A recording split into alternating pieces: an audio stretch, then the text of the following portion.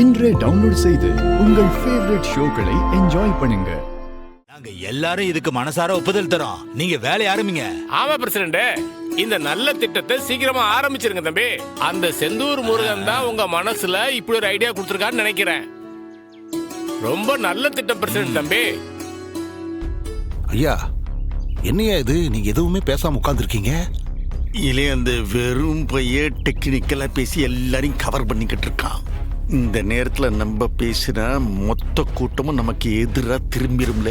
ஒரு தேவையில்லாம நம்ம பேரு கெட்டு போயிரும். அப்படின்னா இதை அப்படியே நடக்க விட்டுற போறீங்களா? இது மட்டும் நடந்துருச்சு, ஊருக்குள்ள ஒரு பையன் உங்களை மதிக்க மாட்டான். இல்லை, ஆறுல இதை நடக்க விடுவாங்க. இப்ப பேச வேண்டான்னு தான் சொல்லுது. ஆனா ஒரு நாளும் இந்த திட்டத்தை நான் நடக்க விட மாட்டேன். இந்த ஆஸ்பத்திரி ஆரம்பிக்கவே நான் விட மாட்டேன்ல. பாரு, அப்ப அடுத்தடுத்த மீட்டிங்லாம் போட வேண்டியது இருக்கு. ஏன்னா ஒரு ஆஸ்பத்திரி கட்டுறது அவ்வளவு லேசுப்பட்ட காரியம் இல்ல. ஆஸ்பத்திரி கட்ட கட்டுமான செலவு, பிறகு நடத்துறதுக்கான செலவு, ஆஸ்பத்திரிக்கு வாங்க வேண்டிய பொருட்களுக்கான செலவு, எல்லா எஸ்டிமேட்டையும் போட வேண்டியது இருக்கு.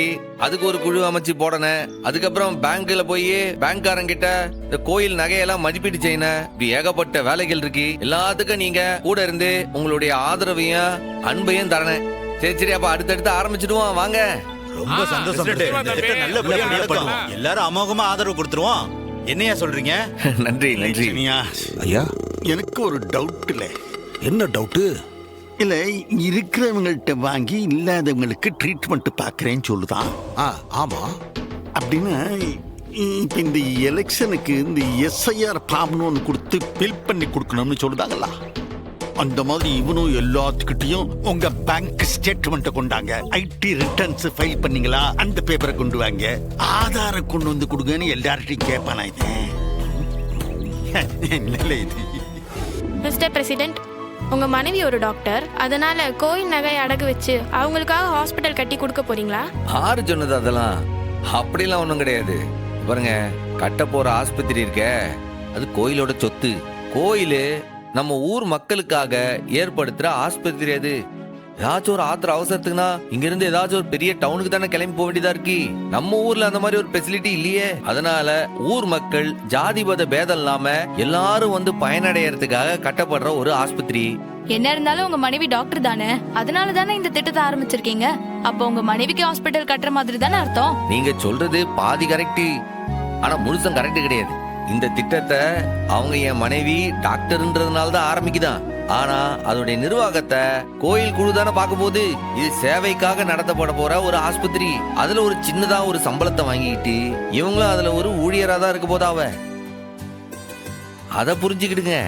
இத வேற ஏதோ ஒரு டாக்டர் கிட்ட போய் கொஞ்சமா சம்பளம் கொடுத்து சேவைக்காக நாங்க ஒரு ஆஸ்பத்திரி நடத்துறோம், வந்து வேலை செய்யுங்கன்னு சொன்னா ஏத்துக்கிடுவாங்களா? அது எப்படி சார்? அதுக்காகவா கஷ்டப்பட்டு டாக்டர் படிச்சாங்க? எல்லா டாக்டருமே சம்பளம் வாங்குறதுக்காகவும் சம்பாதிக்கிறதுக்காகவும் டாக்டர் தொழிலுக்கு வராவ. சில பேர் சேவை செய்யறதுக்கும் வருவாங்களா? அது மட்டும் இல்லாம இந்த ஆஸ்பத்திரியே சேவை நோக்கத்துக்காக தானே ஆரம்பிக்குதோமே.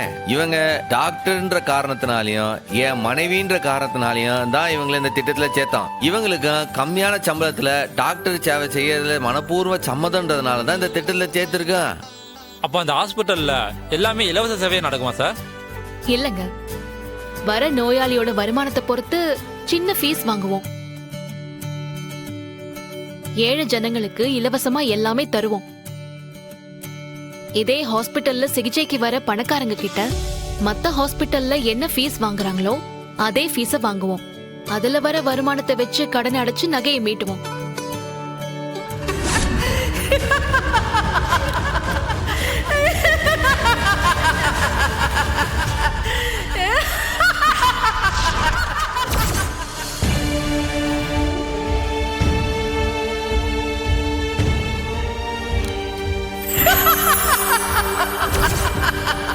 ஐயா, என்னையா இது? பெரிய ஆச்சரியமா இருக்கு. ஆத்தா பேயி சுவிட்ச தட்டுனா வருது, சுவிட்ச தட்டுனா போகுது. என்னையா இது? இல்லை சனியா, ஒன்னும் புரியலையா? இது பேய் இல்லல, பித்தலாட்டம். என்னங்க, அங்க என்னத்த பண்ணிக்கிட்டு இருக்கீங்க? காபி கொண்டு வந்திருக்கேன், முதல்ல குடிங்க. என்ன டீ இது? அது என்னமோ காத்த சுத்தப்படுத்துற மிஷினா சிவபாலன் தான் வாங்கி வச்சிருக்கான். ஓ, அந்த ஒத்த ஒட்டு பண்ற வேலையா இது? ஆமா, அதுக்கு என்ன? இப்ப உங்களுக்கு காபி வேணுமா வேணாமா? இப்ப அந்த ஒத்த ஒட்டு எங்க போயிருக்கான்? வீராவுக்கு இன்னைக்கு லீவா, அதனால வெளியில கூட்டிட்டு போயிருக்கான். அந்த ஒத்த ஒட்டுக்கு போன போட்டு வர சொல்லடி.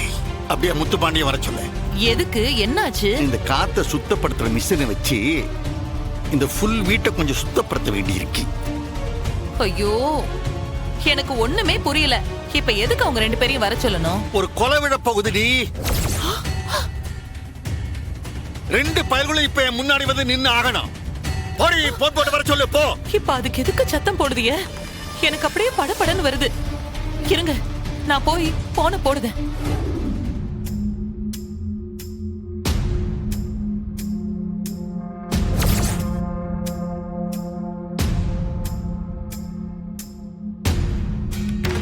என்னாச்சு? என்னத்துக்கு இப்படி எல்லாரும் நிக்கிறீங்க? இல்ல சரியா? ஐயா ஆன் பண்ணலே. என்ன இது?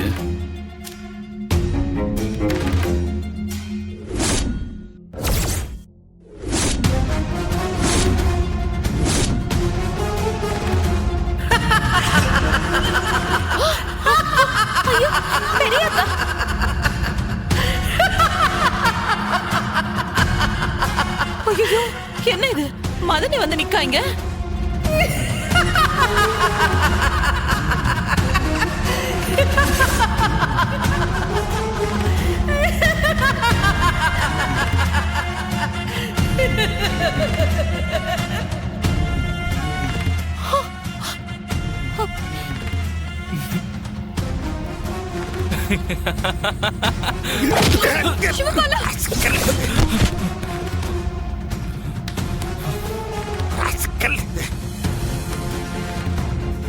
ஐயோ, பொள்ளு எதுக்கு படிக்குதிய?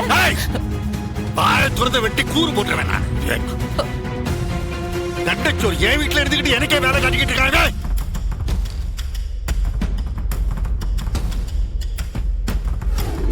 நான் பிளான் போட்டு தான் பண்ணேன். இந்த பாருங்க, இவர கொஞ்ச நாளாவது அலற விட்டல, அத பாக்கும்போது எனக்கு சந்தோஷமா இருந்தது.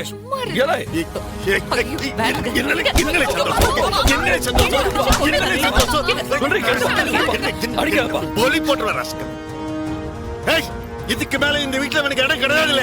அவன் போனோம், இந்த வீட்டை விட்டு அவன் வெளியில போனோம். அவன் போல அப்புறம் அவன் போனதான் இந்த வீட்டை விட்டு வெளியே போக சொல்லிட்டேன் நான். போல வெளியே.